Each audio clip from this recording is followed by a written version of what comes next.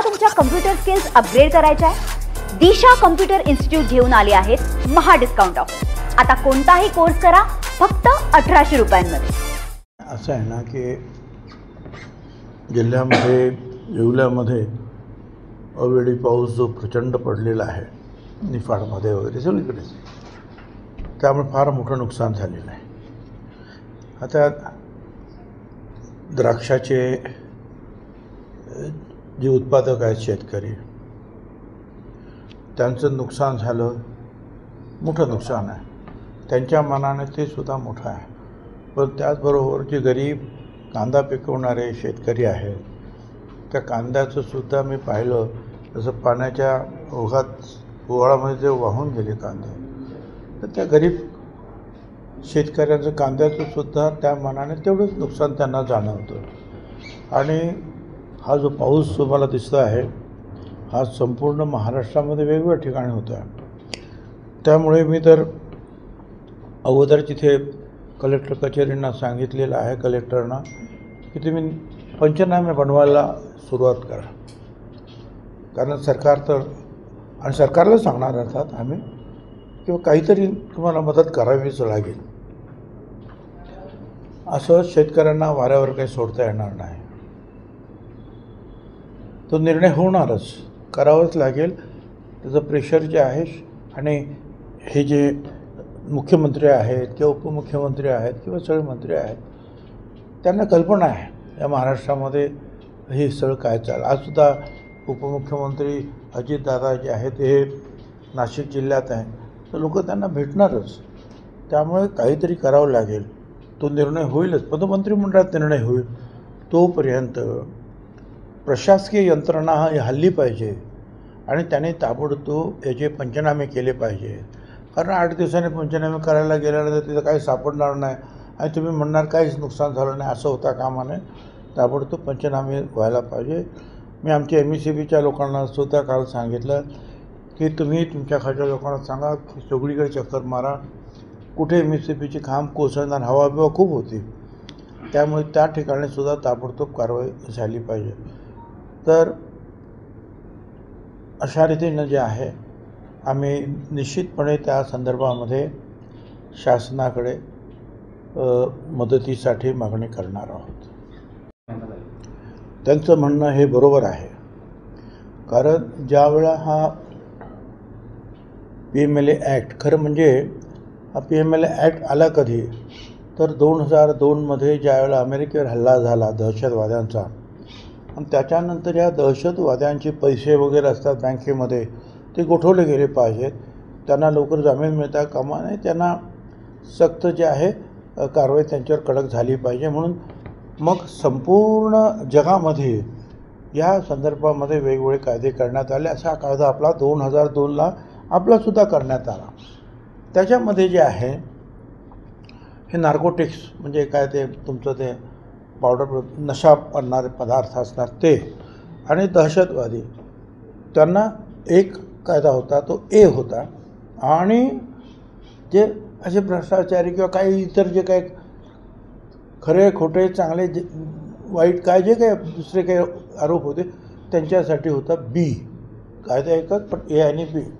A मध्ये तुम्हाला जामीन मिळतच नाही अशी परिस्थिती होती, B मध्ये जामीन मिळत होता नेहमीप्रमाणे, किंवा तुम्ही जास्त असा भ्रष्टाचार झाला तर काय महिना 15 दिवसांनी जामीन मिळतो आणि केस चालते, आणि खरं असेल तर खरं, खोटं असेल तर खोटं होतं।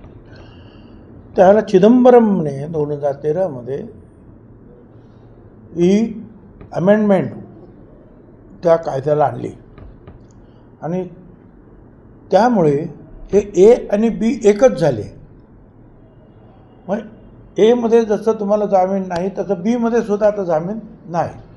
त्यावेळेला BJPचे जे नेते होते, जेटली साहेब, ते मोठे वकील होते, त्यांनी सुद्धा सांगितलं चिदंबरमना, अरे हे तुम्ही करू नका, हे फार वाईट आहे,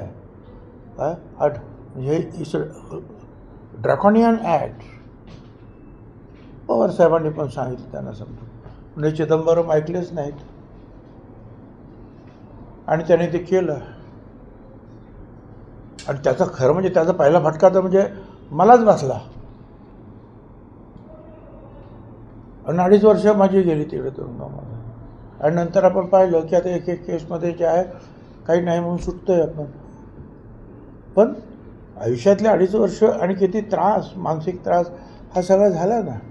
ठीक आहे तुमच्यावर.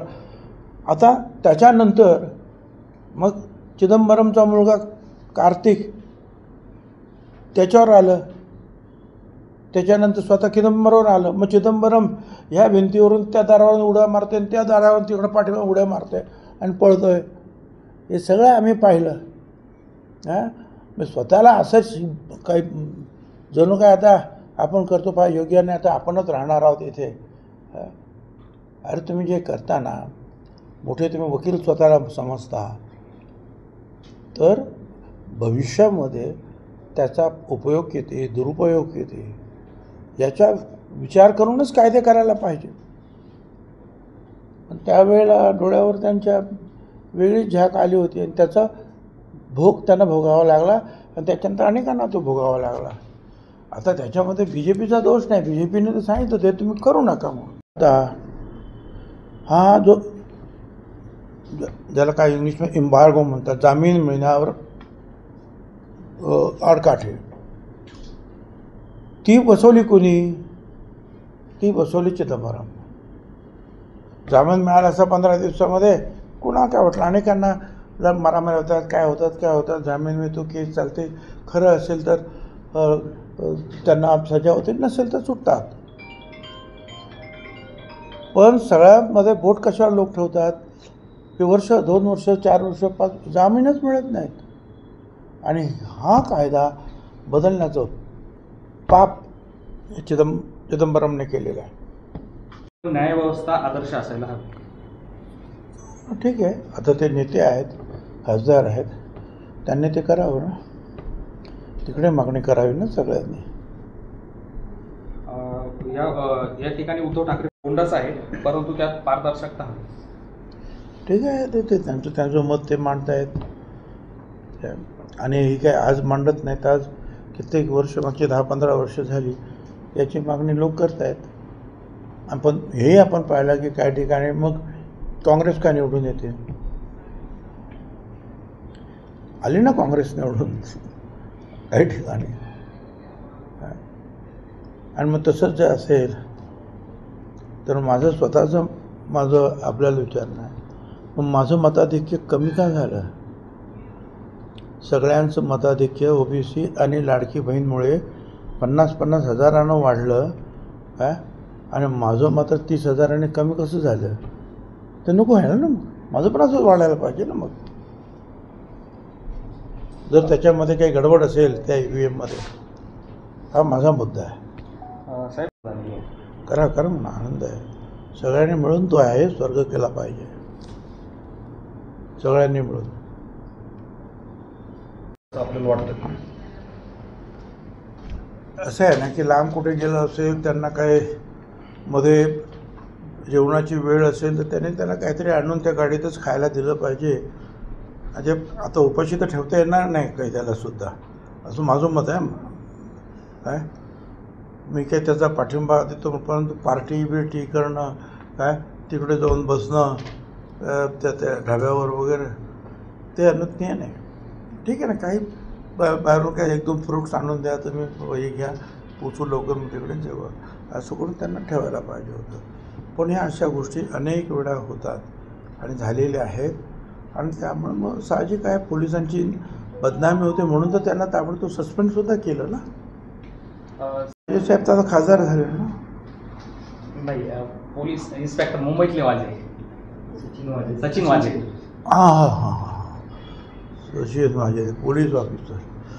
माझे विचारतात आता आमच्या नाशिकमध्ये बाबा खासदार आहेत. मग काय झालं? वाजेंसाठी एक स्वतंत्र यंत्रणा रस घेत होती असं संजय राऊत यांनी आरोप केला. मला काय माहिती नाही, त्यांना माहिती. मला तुमच्या कम्प्युटर स्किल्स अपग्रेड करायच्या आहे? दिशा कम्प्युटर इन्स्टिट्यूट घेऊन आले आहेत महा डिस्काउंट ऑफर. आता कोणताही कोर्स करा फक्त 1800 रुपयांमध्ये.